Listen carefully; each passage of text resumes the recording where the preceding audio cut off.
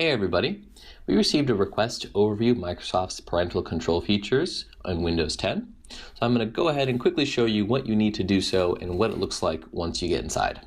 So on this screen you can see that I've already looked into a Microsoft account once you log in to account.microsoft.com. And if you don't already have a Microsoft account, you can easily sign up for one at the same web address, account.microsoft.com.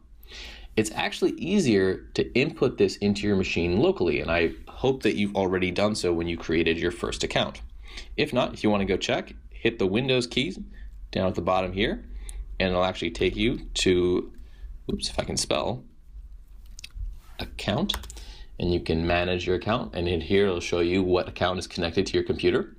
Now, from here, once you've added yourself as the admin, and you have to make sure it's a Microsoft account that you're using and not a local account, because that does not give you the features you need. Here you're ready to add your child. In family and other people, add a family member. And again, this is after you've created a separate account for your child. That's very important.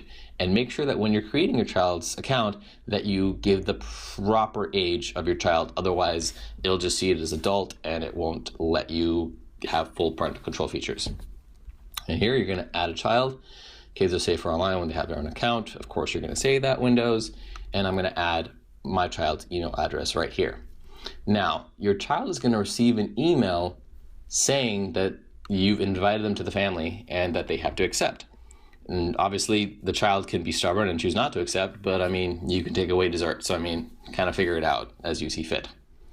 From there, you're actually going to have to do this funny little thing that you see in my recent purchases, that the child has to be verified through credit card. And I'm not exactly sure what Microsoft's policy on this because I haven't looked into it, but basically they state that one way that you can verify that you are actually the adult in the relationship is by giving them your credit card. I know that sounds really wacky, but I guess there is some legal precedent in them doing that. So they're going to charge you 50 cents. It's a one-time purchase, and they don't store your credit card if you don't want them to. But it is a real thing. It's a real step is what I'm trying to say. So don't be surprised when you see this. Once you've got that all set out, you can get into family, and you're going to see that your child has been added to your family, which is great. Now, this whole process that I've gone through is actually going to create two separate accounts, and I really hope that you added the child as not an admin. That's going to stop them from downloading things, from adding all the software they want. They're going to need your PIN or password to do so, which is a huge limitation and kind of the point of the most of the parental controls. Now, the nifty thing about Microsoft's system that they've got going on is that you can check their recent activity. And this is kind of where all the new cool features come in. So I've got activity reporting on, I've blocked in private browsing, and now note, this is just for Internet Explorer. So Edge and I believe also the regular Internet Explorer will block in private browsing. So any internet browsing that they do, they won't be able to do it in private, so that their history will be visible to you. This does not work for Chrome and things like that. Right? And also I've got weekly email reports. So you'll actually get an email report with all the shindigs you see down here. I'm going to change the date to one that had some activity so you at least get a sense of what's going on. Okay, so web browsing, this is for a device that's not being terribly used at the moment. So you're going to see the websites that they browsed, show all less than a minute, things like that. And obviously this is going to be different for a very useful computer, or a very in-use computer, I should say. And you can get very specific into things like web browsing. So block inappropriate websites, already done.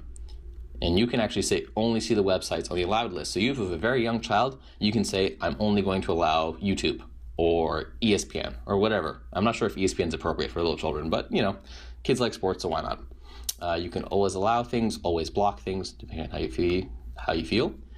Apps and games, another choice right here. You can block whatever you'd like, block the inappropriate ones. You can limit screen time actually right from the account, which I thought was really interesting that they just blatantly let you do that. And it'll set up an account. Purchase and spending, you can give them money to use, maybe for completing their chores, for a birthday, whatever. But then you also get to see what they're doing, which is kind of useful. And lastly, you can friend your child. So you'll turn on this as well as location services on the PC. And let's say you're trying to make sure that your kid's at school and not hanging out with their friends, you'll be able to do so. So This is a pretty useful set of features for kind of a younger child who's not going to get into trouble with trying to add more advanced software. So let's say your kid is using SolidWorks for whatever reason. That might require a bunch of permissions that are going to be blocked here. But aside from that, for young children, it's not necessary that you have to go through something like K9 or QStudio, which are slightly more advanced rivals and independent of Windows. So let me know what you guys think. Does it seem useful? Would you be interested? If you have any questions, please let us know. Like, subscribe, dislike if you weren't happy with the video. And if you have any personal questions, feel free to email us or comment and we'll be happy to address them. Thank you very much. Bye-bye.